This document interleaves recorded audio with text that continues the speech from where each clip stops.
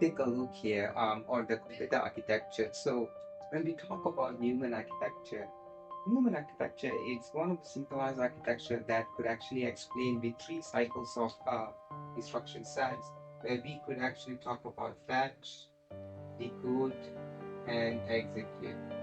So in this architecture, we would actually it actually has on the ALU, then we have control unit, then we have memory mapping. So within the memory mapping, you have your data and you have your addresses accessing. So it's important to actually understand how this whole concept works. How we we wanted to actually load the data, we wanted to execute, then we wanted to store. So we wanted to do all these instructions. There are more instruction can be actually given, but this is I'm giving you an example that how an architecture is having it, and also we doing some kind of implementation here. So the implementation here is that we wanted to load, we wanted to add, and we wanted to store. So basically, you need to know load, you add, and you store here. So once you actually do any of these, then you're able to actually do it more efficiently. So once you actually completed this human architecture, then after that you guys can go extensively more details on the Harvard architecture. So the moment you actually talk about Harvard architecture, then you can actually move on into any other architecture. I may not have touched more extensively on architecture on the subsystem level, but there are more things we can actually discuss in the future. But this architecture is very important for those who are actually working on verification.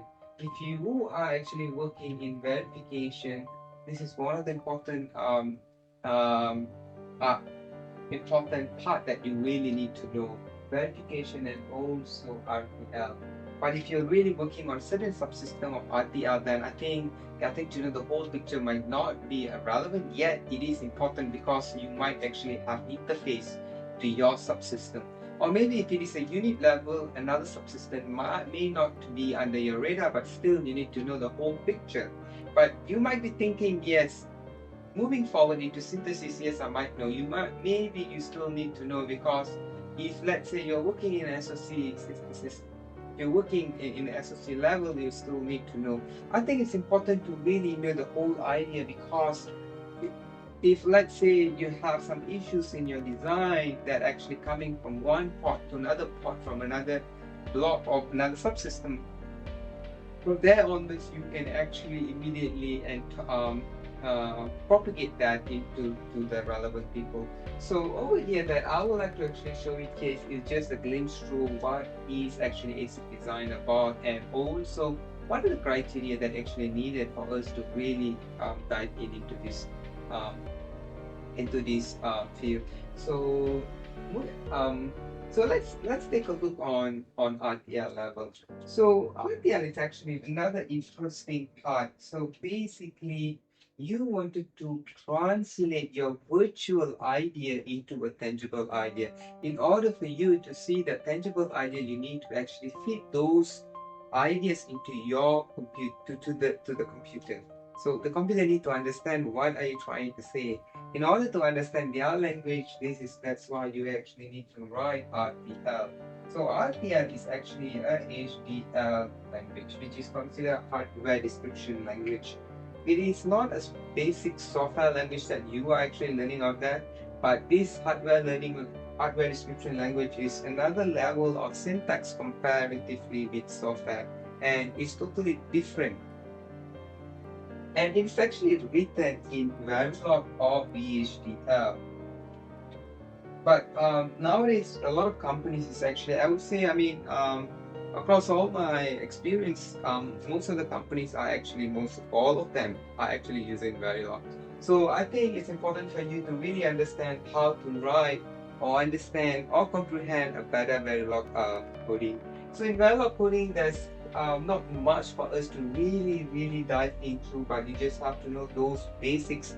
The moment you really know the basics, then you expand accordingly later on in the future. So I think in RTL there are actually three stages, I would say, across. What I've actually came across is those people, maybe you are in RTL of design and develop, or maybe you are in integration, or maybe you might be in the optimization.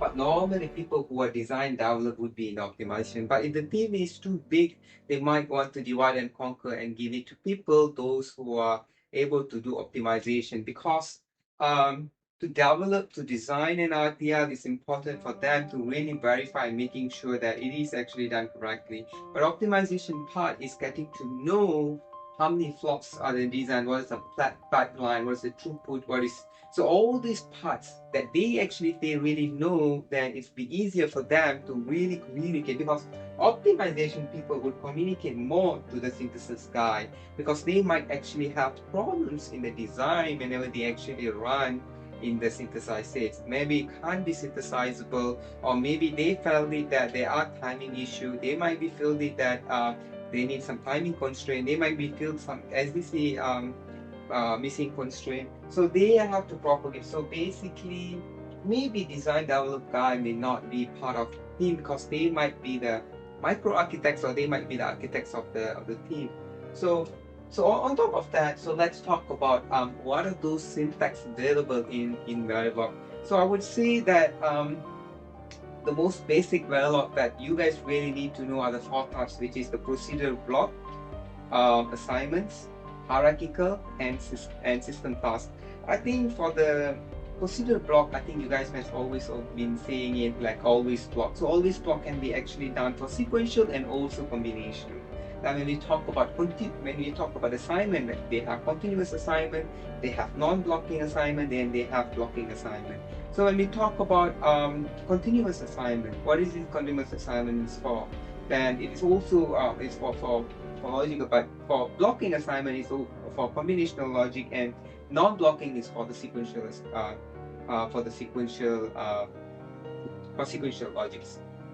So when we talk about hierarchical, I think this is the part where it's important for backend guys to really know, because whenever you talk about hierarchical, you see millions of gates, you see millions of circuits, you see millions of logics in your design, and you may wanted to know which are these design, which are the what is the purpose, and what is the pins that actually written in your Verilog. So sometimes it may be instantiated, but you wanted to know the main module of it, so you really need to know how to trace it. So basically hierarchy it definitely is being written in a hierarchical level. On top of that, if let's say if you're having an FED issue, so it's important for you to really comprehend and understand how to read your Verilog. Otherwise you might actually have problems into this area. Alright guys, pretty much that's all, and have a good day. Take care everyone.